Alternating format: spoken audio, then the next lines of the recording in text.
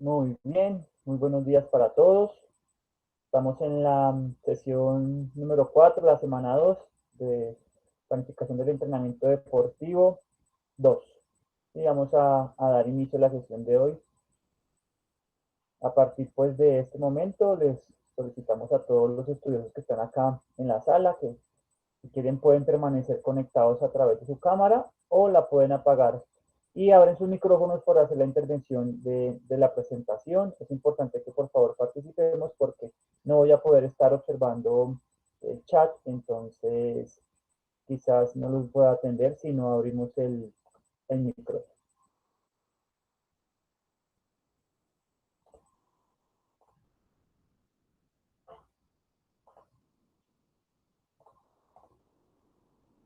Muy bien, me confirman por favor cuando ya puedan ver la presentación.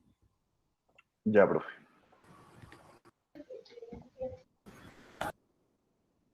Muy bien.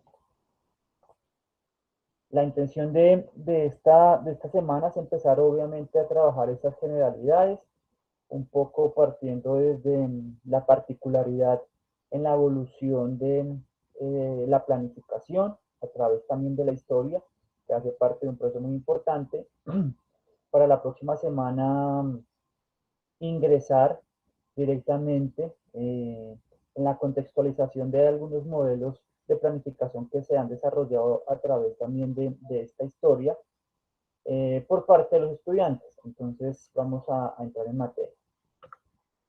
Entrenamiento Deportivo 2, 2020, el segundo semestre académico, docente de Fonseca. Bien, empezamos con esta pequeña frase alusiva a lo que nos atañe a nosotros, que es básicamente la formación. No desees tener menos problemas, desea tener más herramientas para resolverlos.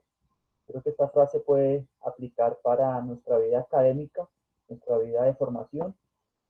Nosotros a través de todo el tiempo que estamos en formación como profesionales, desde que quizás de hecho empezamos a caminar, estamos en proceso de aprendizaje o en el vientre, tal vez, nos estamos preparando no para tener menos problemas, sino para tener esa capacidad de resolverlos. Y creo que muy seguramente lo mismo sucede con el entrenamiento deportivo y la planificación. La intención es que nos preparemos para poder solucionar de mejor manera todas las adversidades, dificultades o procesos de incertidumbre que se van a presentar en estos procesos de entrenamiento o procesos de enseñanza. La vida se parece, dicen muchos, a los deportes, al entrenamiento, ¿sí? Tienen momentos de alegría, momentos de tristeza, de derrota, sufrimiento, lesiones, triunfos, etcétera. Entonces lo que vamos a intentar siempre nosotros como profesionales que estamos vinculados al deporte es intentar tener la mayor cantidad de herramientas conceptuales, estrategias metodológicas y didácticas posibles, un abanico amplio de posibilidades para lograr resolver esos problemas, inquietudes, dudas o adversidades que se nos van a presentar a través del entrenamiento deportivo. Recuerden estos 8 pasos, acá simplemente lo traje para recordar lo que vamos a realizar o a visualizar durante este semestre.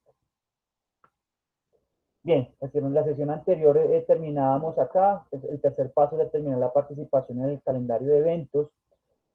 Recuerden que empezamos hablando un poco como de esta propuesta que nos hace García Macho y colaboradores en el 96, como para que tengamos una idea global de la planificación y del entrenamiento deportivo a través de obviamente esa periodización y de la programación. Para luego, después de esta pequeña generalidad, que nos va a ubicar un poco de qué es lo que tenemos que hacer, cómo lo tenemos que hacer, en qué momento lo debemos hacer, como unas recomendaciones, pues vamos a hablar un poco sobre esa evolución y ese trasegar de la planificación y del entrenamiento a través del tiempo, que simplemente lo que buscaba era, obviamente, ir solucionando todas las incertidumbres que se presentaban en las competencias y los entrenamientos. Bien, decíamos la sesión anterior que teníamos unas competencias que se podrían clasificar como primarias, secundarias e imprevistas. Bien, no sé si hasta acá tengamos alguna pregunta. No, señor. No, señor. Muchas gracias ahí por la respuesta. Perfecto, entonces nosotros teniendo en cuenta el calendario de eventos deportivos, ¿listo? Vamos a poder empezar a diseñar esa periodización de ese entrenamiento, o sea que vamos a generar nuestros periodos y nuestras etapas de preparación, ¿sí? Para que ese deportista se encuentre en su mejor forma deportiva, muy seguramente en esas competencias primarias, ayudado en la gran mayoría de las ocasiones de esas competencias secundarias, ¿sí? O competencias que nos preparan para la competencia primaria. ¿Se establecen? Sí, deben establecerse.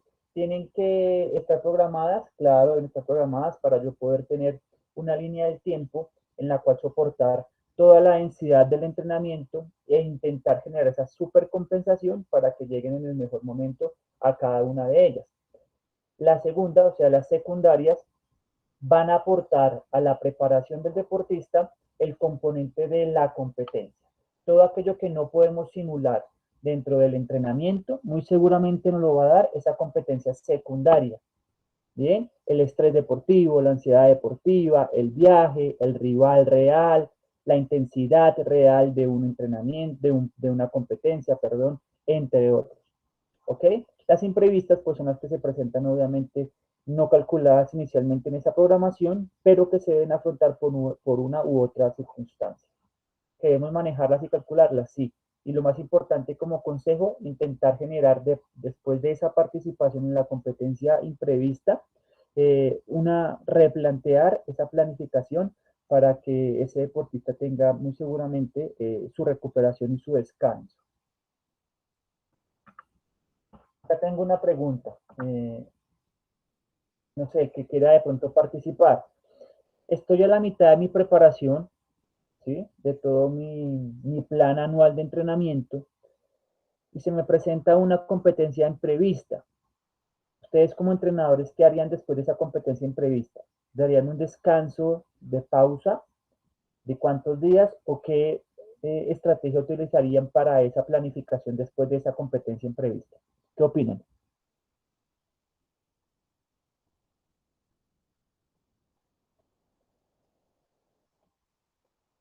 Los escucho. No tantos.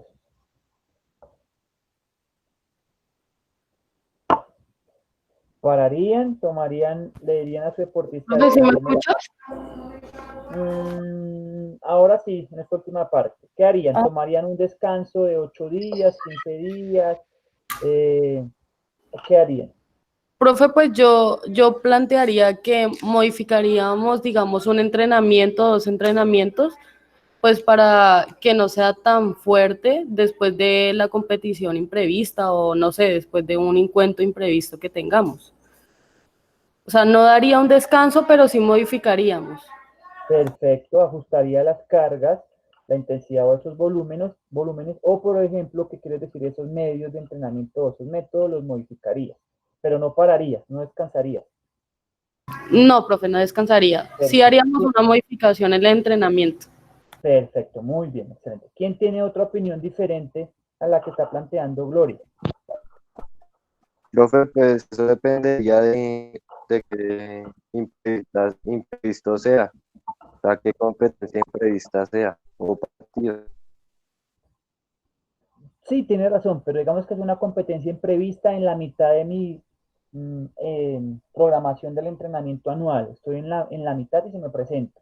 ¿Por qué hago esta pregunta? Porque muy seguramente lo más importante allí, en este momento, para el entrenador o el grupo interdisciplinar que tengamos al lado y que nos acompañe en esos entrenamientos, como cuerpo técnico y demás, lo más importante es establecer la estrategia y acción después de esa competencia imprevista. Muy seguramente hay que tener en cuenta, obviamente, cómo terminó después de esa competencia imprevista, en qué estado terminó de fatiga, si tiene algún tipo de lesión, etcétera, etcétera. Lo más importante es tener ese plan de acción listo. Me enteré que tiene que competir, que tiene que viajar a Bolivia, a la altura de Bolivia o de La Paz, tiene que competir y tiene que regresar en 2 días, pues tengo que generar unas estrategias a utilizar para poder hacer esa recuperación. Si muy seguramente no puedo detenerme en mi planificación, pues tendré que hacer la recuperación desde que termina su competencia. O sea, empiezo a trabajar en, puede ser crioterapia en el hotel, apenas terminó la competencia, en el transcurso del vuelo aéreo, pues eh, utilizo estimulación pasiva, etcétera, etcétera, etcétera. ¿Sí? Lo más importante, en conclusión, muchachos, lo que le quiero decir y transmitir es que siempre tengamos la respuesta frente a una situación que se nos presente. ¿Listo? Imprevista, prevista, etcétera. ¿Ok? Eso es lo más significativo de la planificación, que el entrenador tome cartas y dirija lo que tiene que hacer. Algunos dirán, no, que descanse si no tiene competencias más cercanas, que descanse 4 o 5 días. Bueno, hay otros que pueden decir, la mejor recuperación se hace de forma activa y no pasiva. ¿Sí? Y ahí entran a discutir algunas teorías. Yo voy por la recuperación activa. Listo, profe. Gracias, Gloria. Muy bien. ¿Por qué digo que la recuperación activa, muchachos? Porque voy a tener de pronto el control, aunque sea profesional o de élite, voy a tener el control real de si estiró, recuperó, qué tipos de ejercicios hizo, ¿sí? Hago un barrido de los desechos bioquímicos propios, ya que los utilizo como una fuente de energía, entonces ese lactato cuando lo estoy haciendo la remoción de ese lactato lo voy a utilizar como energía para el corazón, me va a ayudar a estimular la producción de ATP, etcétera. Si me quedo quieto no voy a producir tan fácil ese drenaje de esos desechos bioquímicos. Además, la alimentación, la hidratación, no los voy a poder controlar como si lo tengo cerca de pronto. Y utilizo otros medios también para hacer esa recuperación. Profe, y también pensaba que la recuperación pues es también psicológica, ¿no? Depende del resultado que hayamos obtenido, no sé, negativo, positivo, dar una charla motivacional porque hicimos esto, tal cosa. Y pues por eso te digo que, por ejemplo, no pararía el entrenamiento, sino que pues haríamos como un balance entre lo motivacional y pues ya un entrenamiento físico. Excelente, sí, por eso te decía muy bien, Gloria. Excelente. Por eso les decía que puedo cambiar los medios de entrenamiento para esa recuperación. Entonces, ¿por qué no? Utilizo de pronto algunas estrategias de otros deportes, vinculo a otros profesionales, un psicólogo del deporte que nos pueda ayudar. Es diferente, por ejemplo, estabas entrenando en la normalidad, tuviste que ir a competir, competiste con alguien que estaba rankeado por debajo tuyo en esta competencia y te ganó, ¿sí? En algún deporte individual o de contacto. Eso va a generar sí o sí una alteración en el sistema parasimpático y del deportista y hay que intentar obviamente pues solucionarlo como el entrenador y el líder que es de ese proceso. Entonces, en conclusión, no hay que dejar nada al azar y todo lo tenemos que evaluar para poder generar una estrategia a responder frente a eso. ¿Bien? Bueno, profe.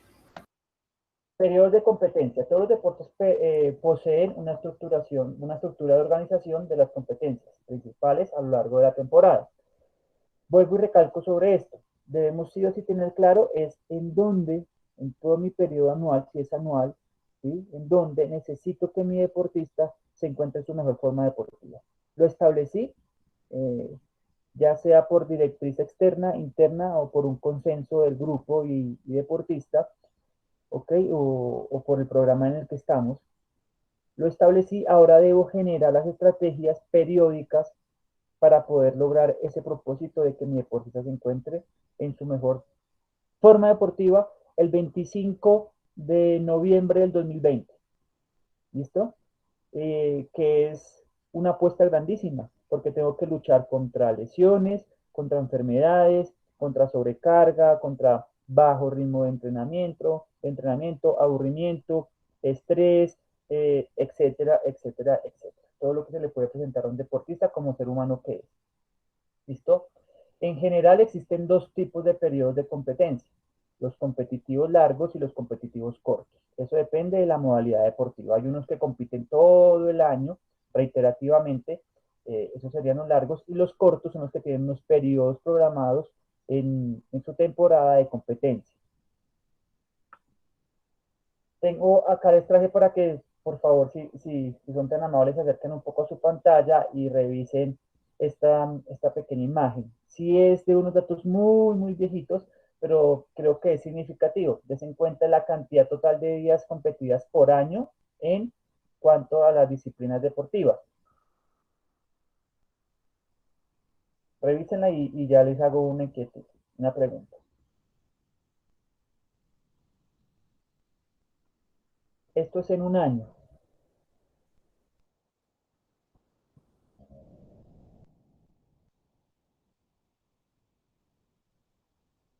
¿Cuál de estos deportes tiene menor frecuencia de competencia anual en días relacionados? ¿Cuál?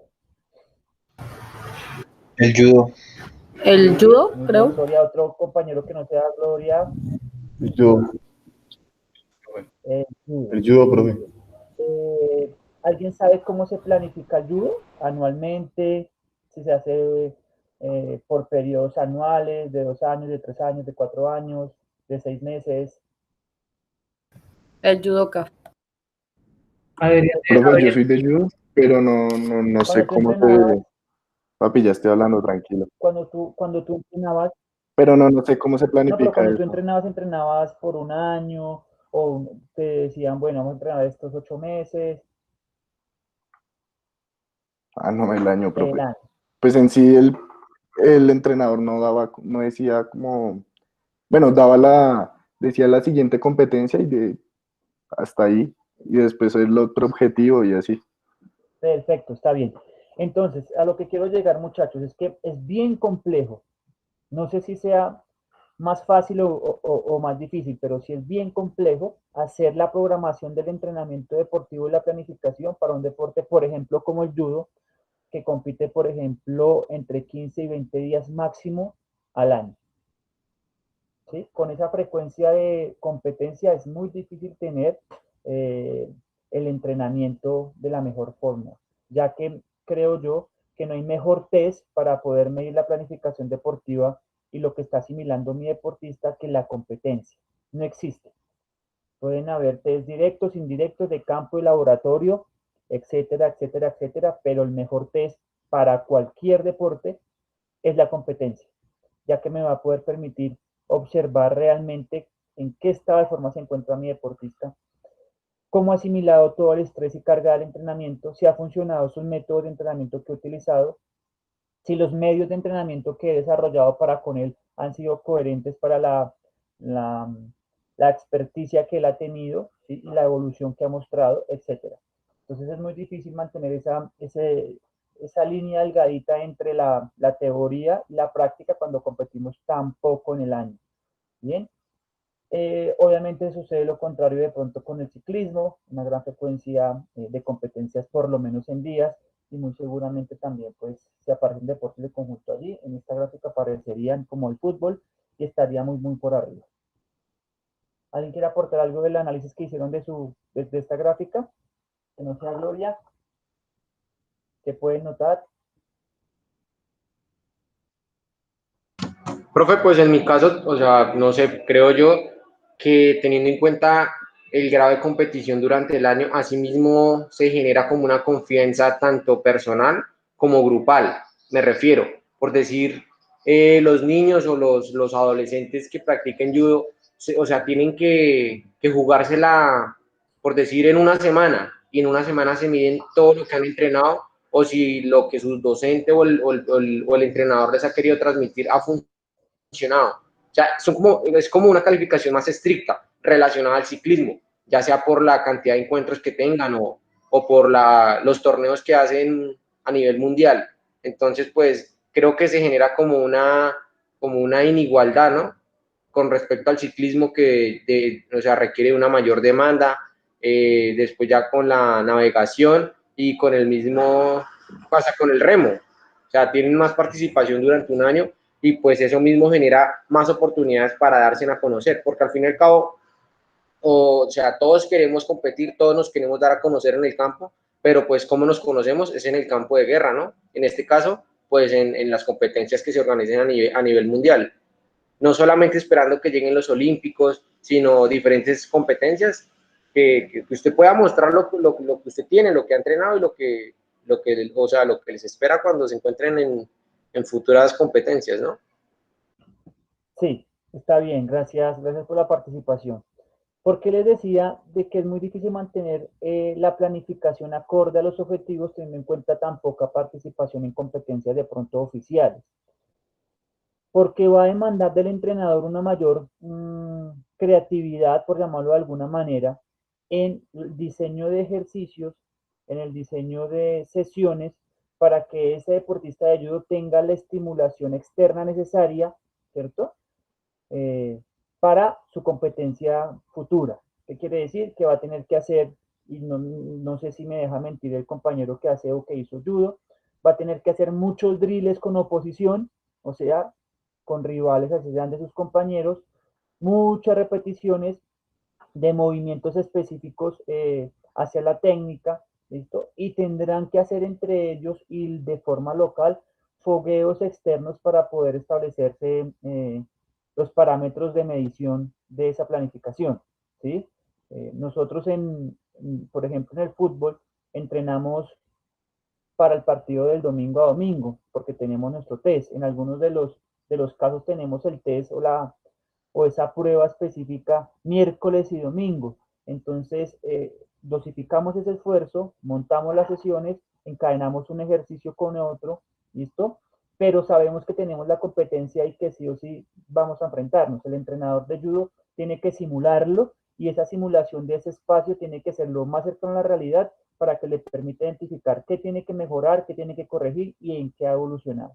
¿Bien? Entonces, digamos que la experticia no es que sea mayor, no es que sea un entrenador mejor que el otro, pero sí va a demandar un poco más de especificidad y, por qué no, como lo decía, de creatividad en el entrenador de judo.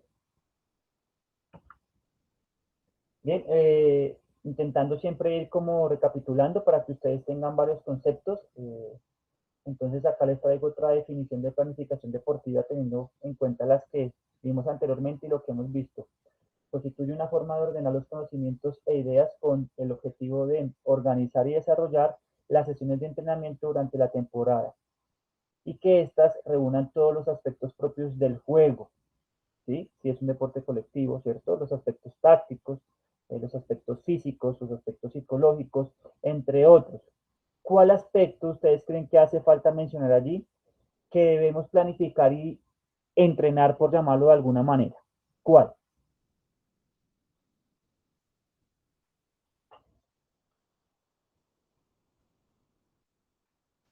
Los técnicos,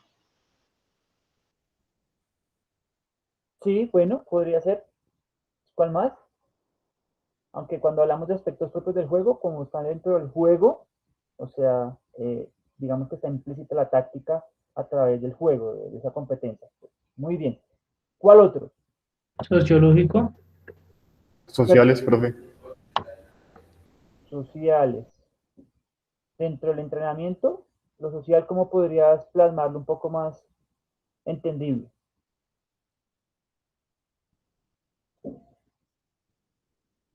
¿A qué quieres hacer referencia con lo social? Profe, pues no sé, pues digamos como la convivencia que tenga, digamos, el deportista con su entrenador o con sus compañeros. Digamos que Perfecto, de entonces, una, muy bien, digamos que de una u otra forma esto puede afectar dentro del grupo, digamos, no perfecto. sé.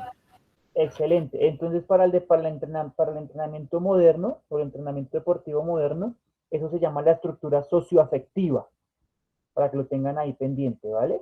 Y es una estructura muy, muy importante, no solo en los deportes colectivos como pensábamos inicialmente. Los deportes individuales también necesitan que el deportista tenga altos niveles o esté desarrollado en unos estadios de maduración adecuados, su estructura socioafectiva, la capacidad de reconocer al otro, de reconocerse, ¿sí? Y de superar el contexto en el que se encuentra. Es muy, muy importante. Entre otros que ustedes muy seguramente ya los tendrán un poco más claros. ¿Bien? ¿Quién me quiere ayudar a leer el primer concepto que más bien nos da sobre la periodización del entrenamiento, que es diferente pues a la planificación? ¿Quién nos colabora? Adelante.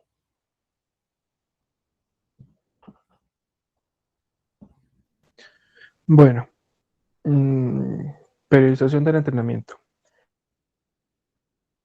El cambio periódico y regular de su estructura y contenido dentro de un ciclo determinado implica su estructuración general cíclica a largo plazo, así como de las prácticas, con el objetivo de mejorar el rendimiento y hacer que coincida con las competiciones más importantes.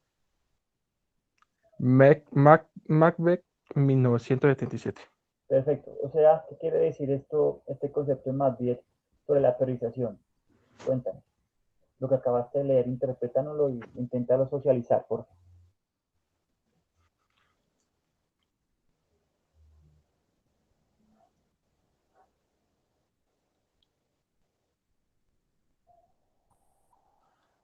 Pues, o sea, el objetivo de Macbeth es que tengan como el objetivo de él es como hacer un plan de rendimiento a corto y a largo plazo, que es lo que él necesita.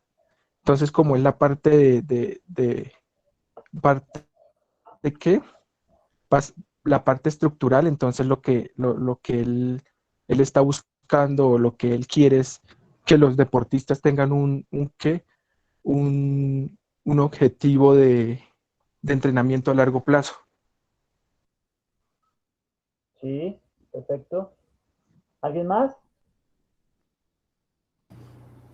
Profe, pues lo que yo entendí es que se hace una estructura y un contenido según las competencias que tengan. Entonces, no sé, digamos la competencia importante es en junio, entonces se trabajaría según la planificación y el contenido hacia esa competencia. Entonces se hace la estructura según las competencias que tengan dentro de la planificación.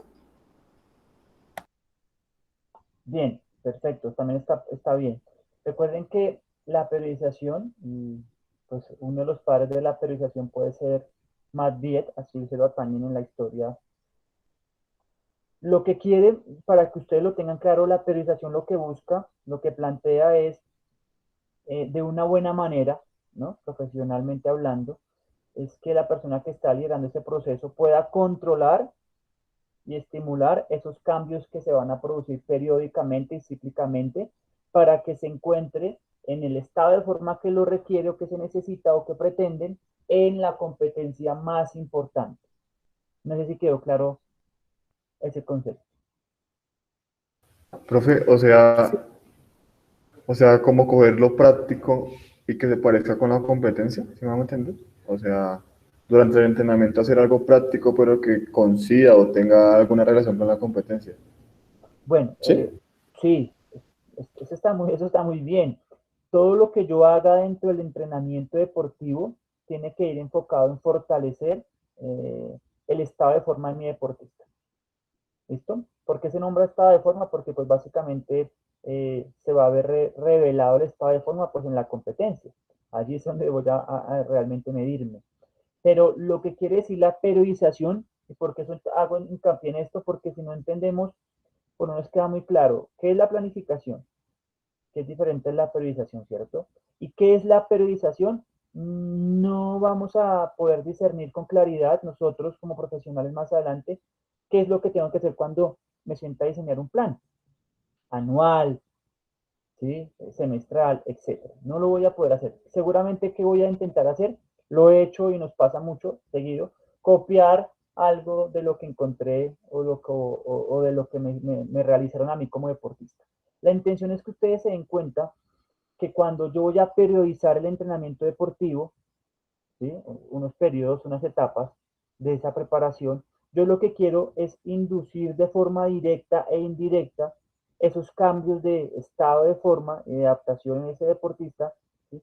En unos tiempos determinados para que cuando lo necesite se encuentre listo para la competencia, cuando lo necesite.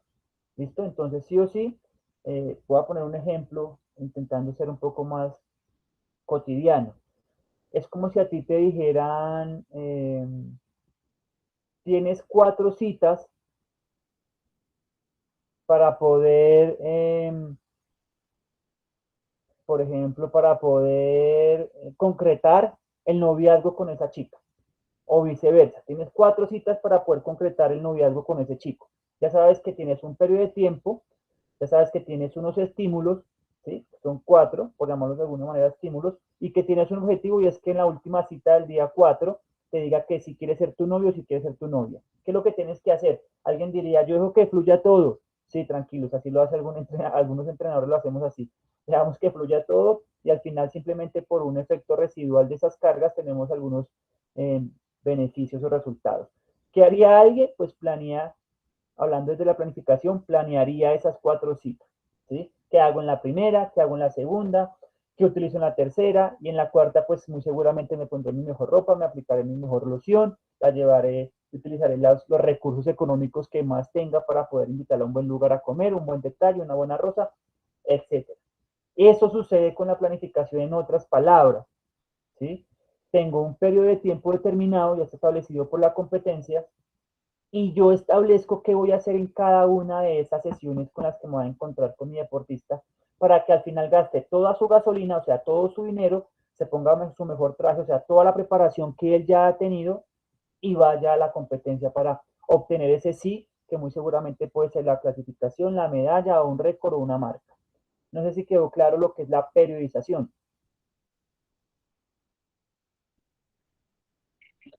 Profe, pues también tener implícito por mensaje. No te escucho bien. No sé si los demás lo pueden O sea, escuchar. que eso de... ¿Ya me escucha? Dale. Entrecortado. Intenta, dale.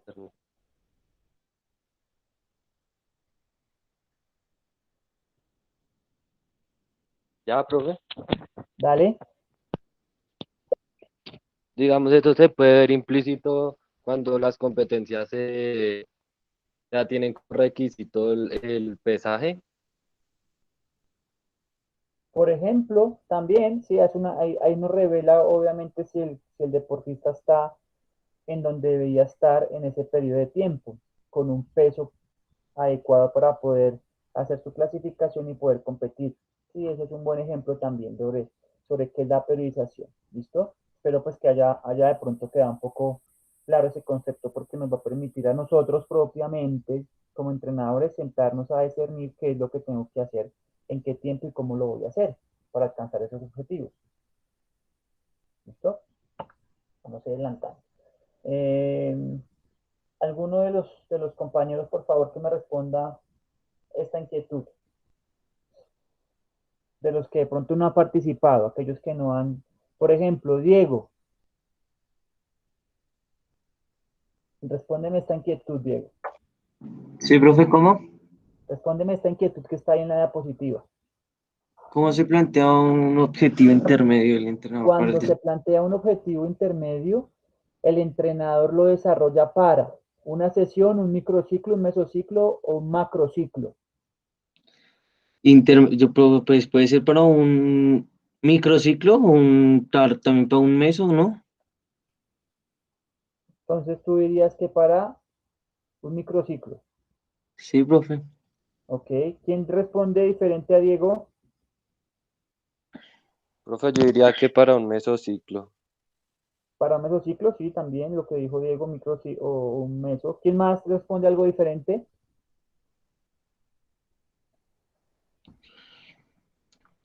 ¿Todos de acuerdo? Perfecto. ¿Por qué les estoy diciendo y les hago esta pregunta de pronto que ya vimos en la sesión anterior ese tema? Porque es importante que vayamos encadenando, repasando esos contenidos. ¿Listo? No los podemos dejar pasar porque de lo contrario vamos a tener que volvernos en el tiempo cuando ustedes están haciendo su ejercicio de entregable. ¿Ok? Recuerden que esos objetivos intermedios no son objetivos finales. ¿Listo? Entonces, por ende, no puede ser para un macrociclo. ¿Listo? Podría ser para un micro o para un mesociclo si ese mesociclo no tiene un periodo tan extenso en el tiempo, ya que esos mesociclos se componen, como ustedes saben, de algunos tiempos específicos, de algunos microciclos, una cantidad de microciclos. ¿Sí? ¿Hasta ahí vamos claro? Todos tenemos claro que es un microciclo, un mesociclo y un macrociclo. Sí, señor. ¿Quién no? Sí, Sí, señor. señor. Sí, señor. Sí, ¿Listo? profe. ¿Quién no lo tiene claro? Tranquilo. Solamente digan yo, no tiene que ser el nombre. Yo, profe. Perfecto, bien. Eso también lo vamos a tocar rápidamente entonces en algunas de las sesiones para que pues vaya quedando claro. Bien.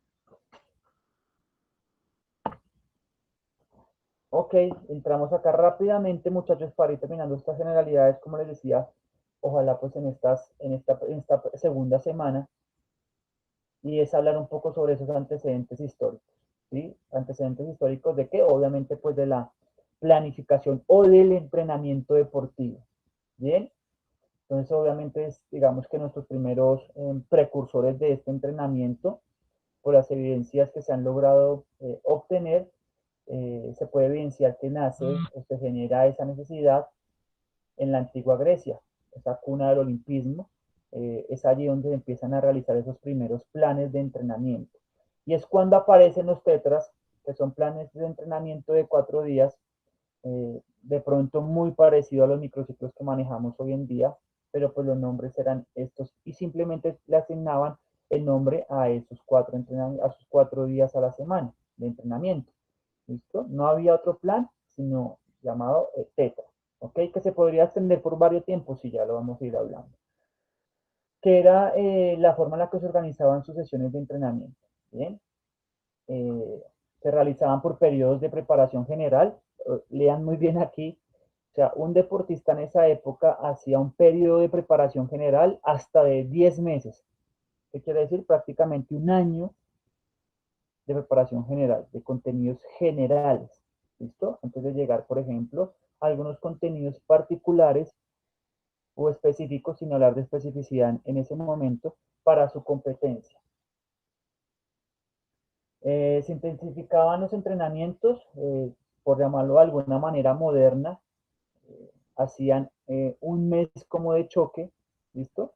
Donde aumentaban muy seguramente sus volúmenes, sus intensidades, empezaban a trabajar sobre todo un entrenamiento ahora llamado entrenamiento invisible, donde cuidaban su alimentación, ingerían otro tipo de alimentos, aumentaban la cantidad de carne que consumían en esos momentos, disminuían un poco la cantidad de granos que consumían, específicamente como el cereal, eh, trabajaban un poco más sobre la recuperación y generaban unos periodos más prolongados de descanso enfocados un poco en el sueño.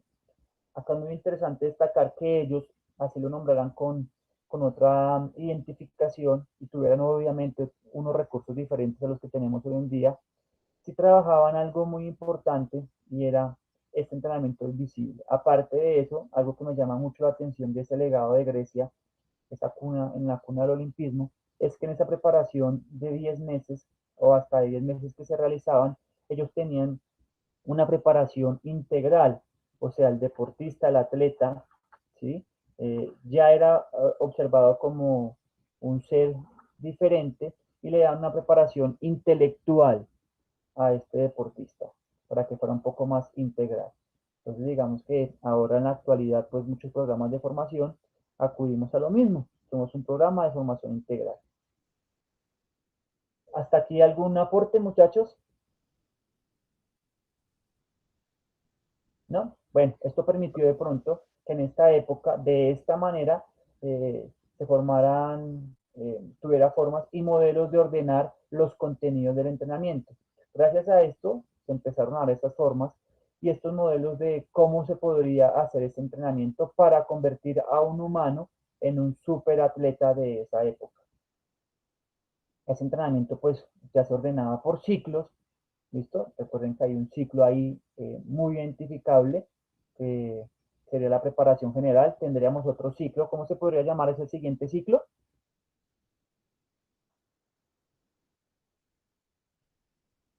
Tendríamos el ciclo de preparación general, que duraba hasta 10 meses. Precompetitivo, ¿no?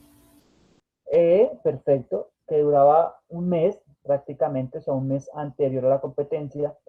Y obviamente no explícitamente se encuentra, pero sí se puede leer entre las líneas, hay otro ciclo. ¿Cuál sería?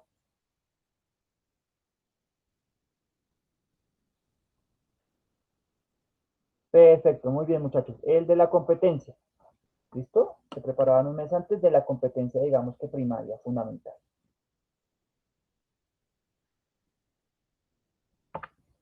Este sería una visión o sería una imagen de esos tetras como un microciclo de trabajo moderno. De esta manera hacían ellos en su momento la distribución de esa carga o de esos volúmenes de trabajo. La primera sesión con una carga significativa, la segunda sesión, el segundo encuentro con un aumento significativo de la carga, ya sea el volumen o de la intensidad, se hacía una disminución significativa en ese estrés generado al deportista y se incrementaba en su cuarta sesión. Acá podemos darnos pues, claramente cuenta de que en esa época, estamos hablando de un buen tiempo atrás, ya se tenía en cuenta la ondulación de la carga. Bien, como lo muestra de pronto la segunda gráfica que está hacia la derecha. Y también ellos aportaron algo muy importante para nosotros que lo seguimos haciendo en la actualidad y es la especialización de sus entrenadores. ¿Quién me quiere aportar algo de esto?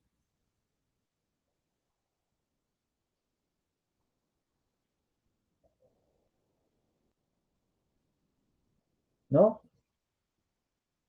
¿A qué se dedicaban los entrenadores denominados Sixtarcas? ¿Quién se acuerda? ¿A deportes de qué tipo?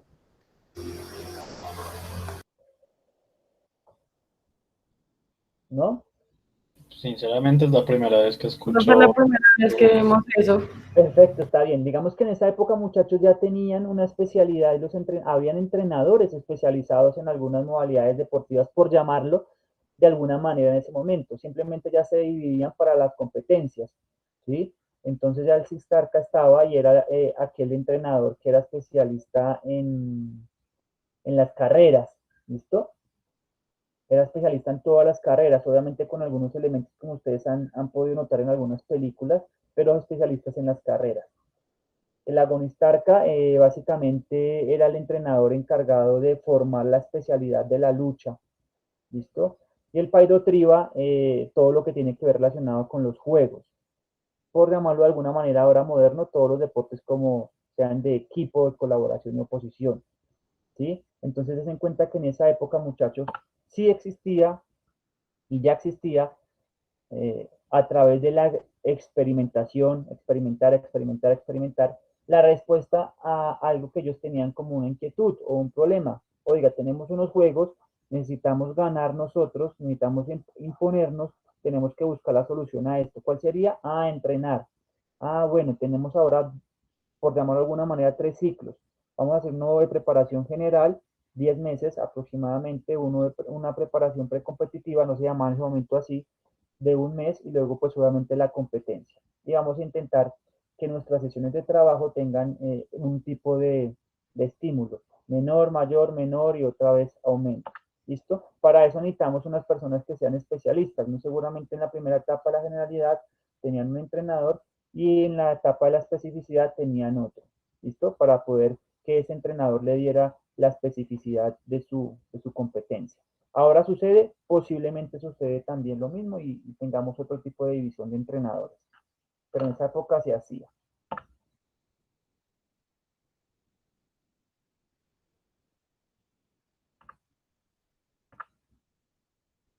Bien, entonces, digamos que aparecen esos Juegos Olímpicos de la era moderna, ¿cierto? Que inspiraron nuevas formas de trabajo generadas por la profesionalización progresiva de los técnicos deportivos. ¿Qué quiere decir? Estos marcaban la diferencia. Las culturas que enfrentaban a este tipo de población entrenada por estos entrenadores específicos se daban cuenta que tenían un plus y que esos atletas marcaban una diferencia significativa. Al aparecer estos primeros Juegos Olímpicos modernos, hay la vinculación de diferentes, por llamarlo de alguna manera, ciencias, que lo que busca es especializar aún más la preparación de estos deportistas. ¿Y hacia dónde se enfocaron? Hacia que el que estuviera preparado y tuviera las herramientas, pues el entrenador. Ahora sucede exactamente lo mismo, ¿sí? Lo que estamos buscando cada vez son entrenadores que nos puedan aportar cosas más significativas en el proceso de formación y se van especializando también en etapas de formación. Muy seguramente algunos son especialistas en alguna etapa y otros en otra. ¿Qué es lo que quería y qué es lo que movía tanta inversión en ese entonces y tanta dedicación de estudio y demás, pues básicamente siempre los deportes y los juegos han sido utilizados para tener un control político frente a otros países y por qué no económico, ¿sí? En la antigüedad, muy seguramente los que ganaban los juegos, pues tenían y demostraban que tenían superhumanos, luchadores muy fuertes, veloces, rápidos y que colectivamente eran más fuertes que los demás. ¿Qué quería decir eso en otras palabras? Difícil de invadir, ¿listo? Y que posiblemente si yo no le brindaba tributo, no pagaba lo que me estaban, digamos que cobrando en esos momentos como impuestos, pues podían aniquilarme o invadir mi país como tal. No sé si me van entendiendo la idea. Aparte de que era una competencia, tenía un trasfondo económico y político. ¿Aún sigue siendo así? ¿Quién me puede responder de pronto eso? ¿Creen que sigue siendo el deporte utilizado en alguna medida de esta manera? Sí, sí, señor. ¿Por qué? Sí, pues todavía se guardan algunas como, pues todavía los Juegos Olímpicos guardan unas cositas de esa era, ¿no? Del primer Juego Olímpico. Igual es una progresión, ¿no? Sí, Es- sí, obviamente la ciencia intenta guardarse, pero mi pregunta de pronto es, ¿será que utilizamos aún las competencias internacionales para intentar dominar políticamente o económicamente o socialmente a los demás si ganamos esas justas? Hablando Sí, como los Juegos Olímpicos, un mundial, etcétera, etcétera. sí, claro. Porque ¿Por qué?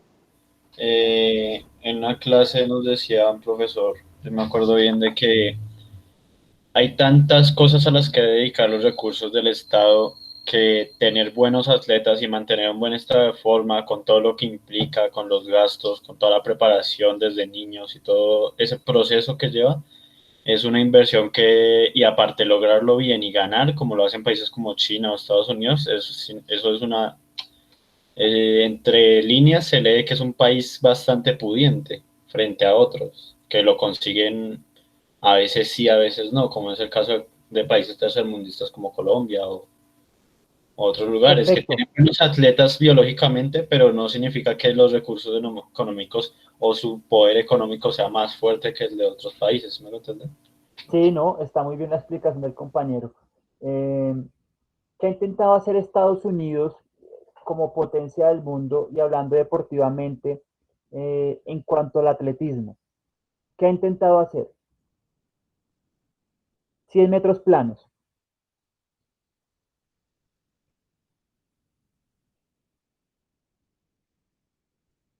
De todas las formas, de todas las maneras, intentar siempre tener el campeón o medalla olímpica de oro en 100 metros planos. ¿Por qué? Porque es la prueba reina de atletismo. ¿Sí? Siempre ha intentado de todas las maneras que ese deportista sea y pertenezca a Estados Unidos.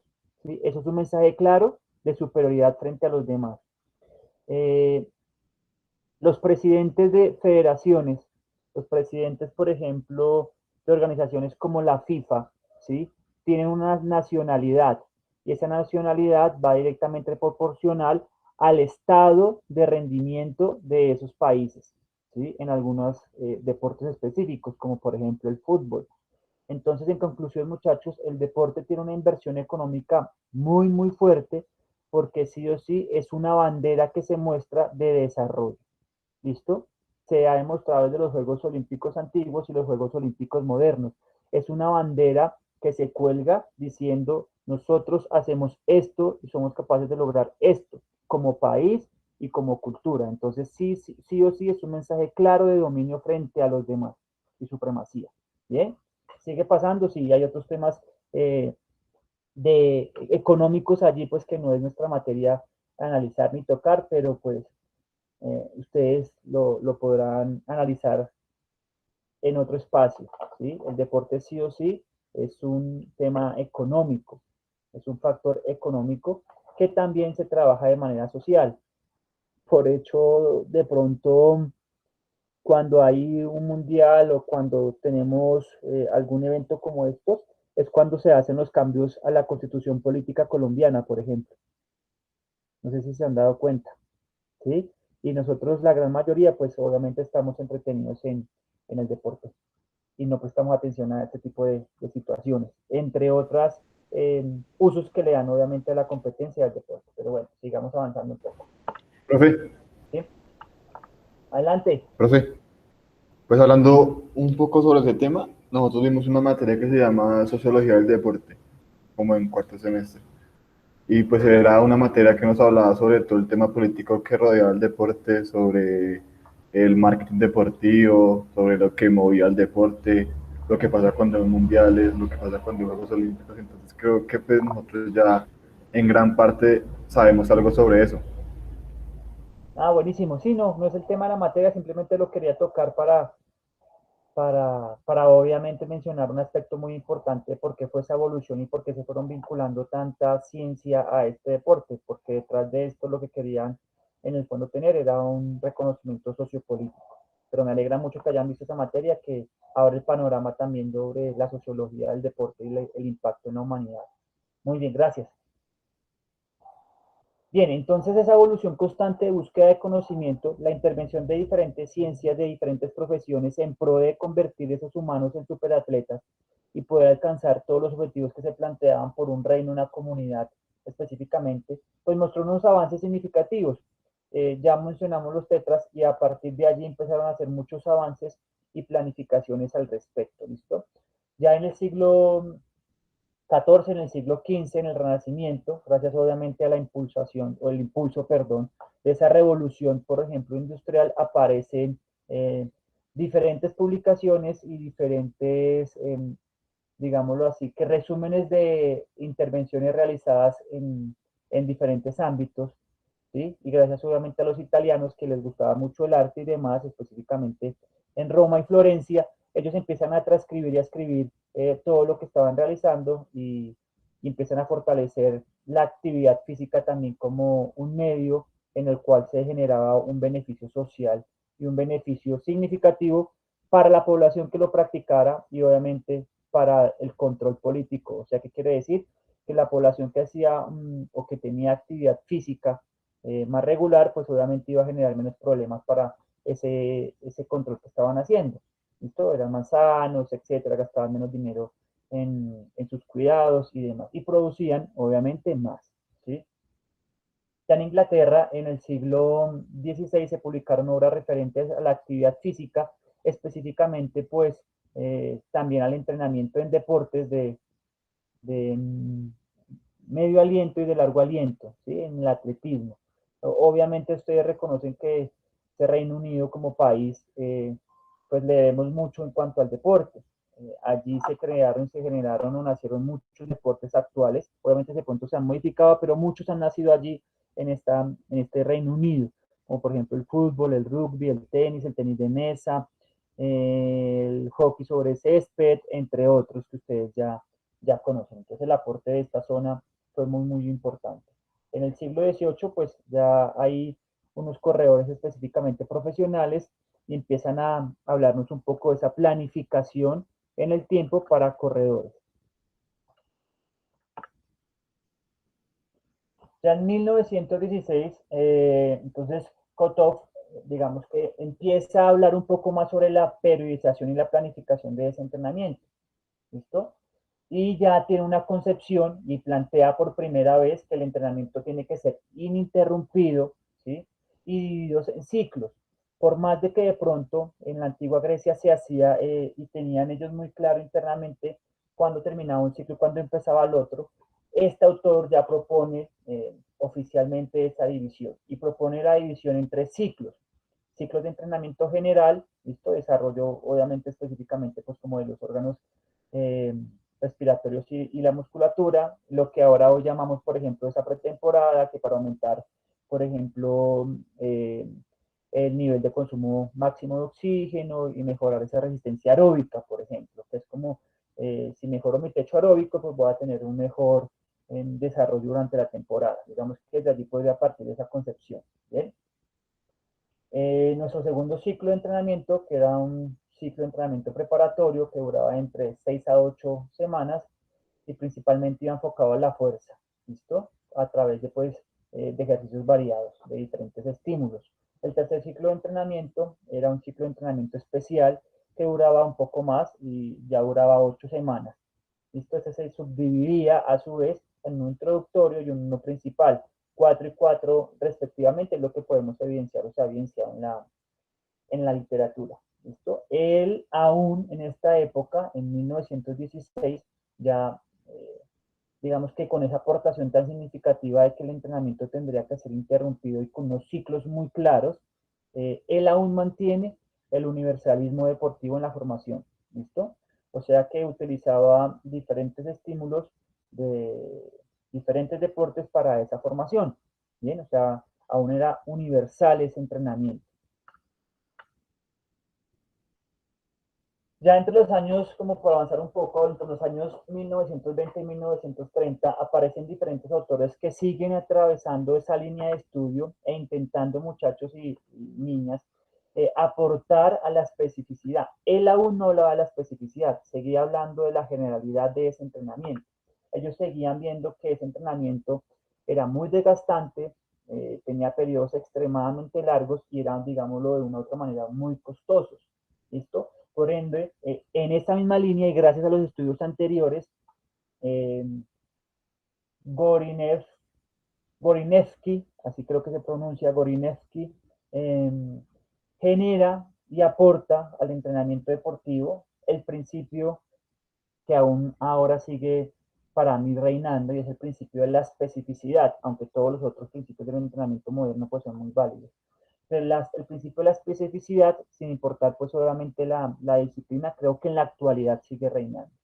Entonces este año fue muy importante para el entrenamiento porque ya se hablaban un poco más de contenidos específicos de cada modalidad deportiva. ¿Listo?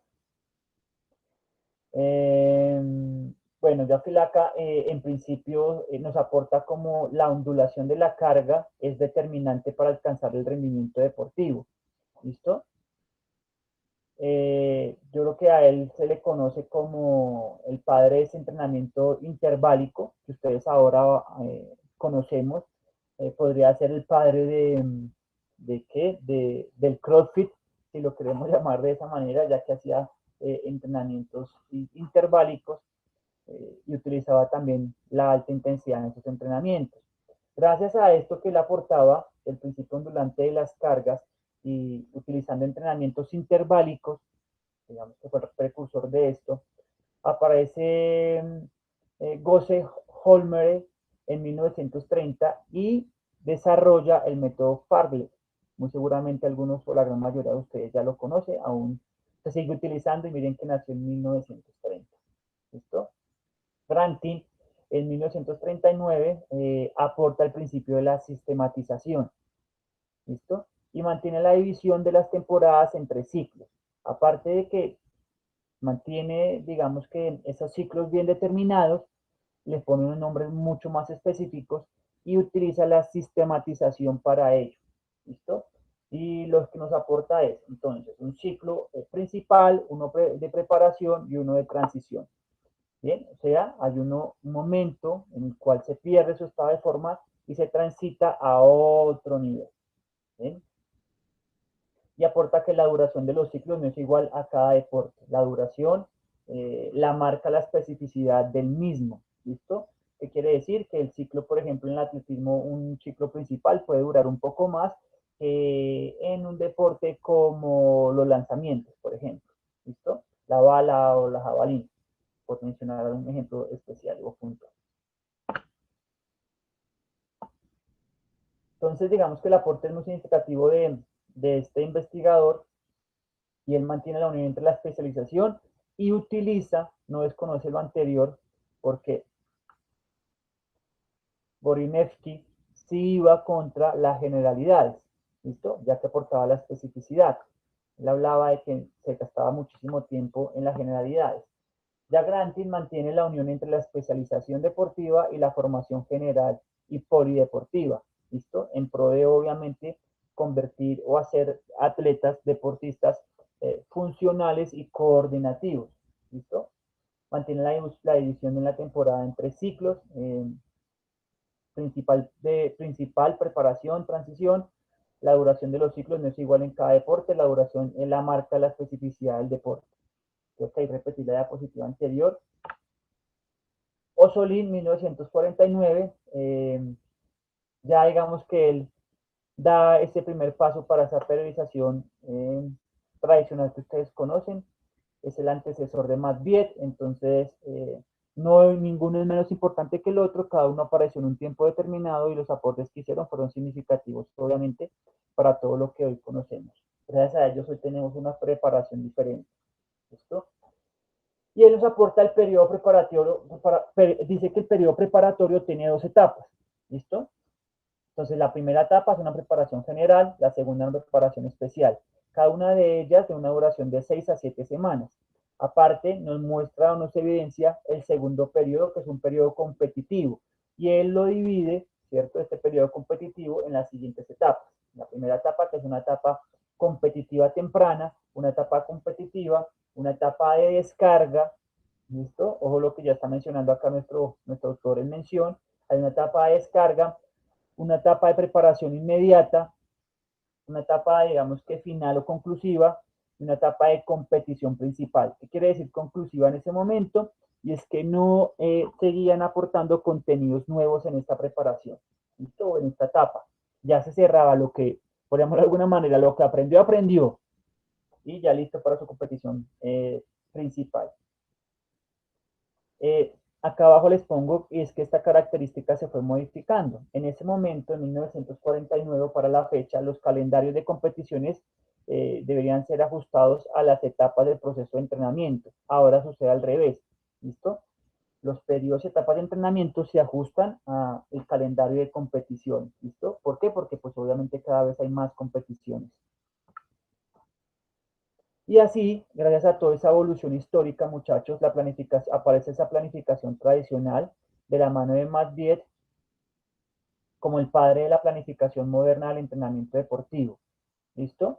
Él utilizaba, como les mencionaba anteriormente, la ciencia tuvo un valor muy, muy importante en la evolución conceptual del entrenamiento. Y él hizo una transferencia de un tratado de la teoría del síndrome general de la adaptación, de un fisiólogo alemán, Schleyer. Lo que hizo es generar o tomar este estudio de, de, de este fisiólogo alemán y adaptarlo a la periodización o a la planificación del entrenamiento. ¿Listo? Yo creo que para su época no era nada fácil. ¿Sí? Tener en cuenta todo lo de la química, la bioquímica y pasar esto hacia el deporte para poder así generar una periodización anual. ¿Listo? Teniendo en cuenta estas etapas o estos periodos. Preparatorio, competitivo y transitorio. Claramente diferenciados en su contenido y sus orientaciones. O sea, cada uno debería tener unas características diferentes entre sus métodos y medios de entrenamiento. ¿Ok? Perfecto. Hasta ahí, muchachos, ¿alguna pregunta? Muy bien. No, señor. Muy bien. Entonces, acá me permito dejar de grabar para que el video no quede extremadamente largo, aunque ya quedó larguísimo.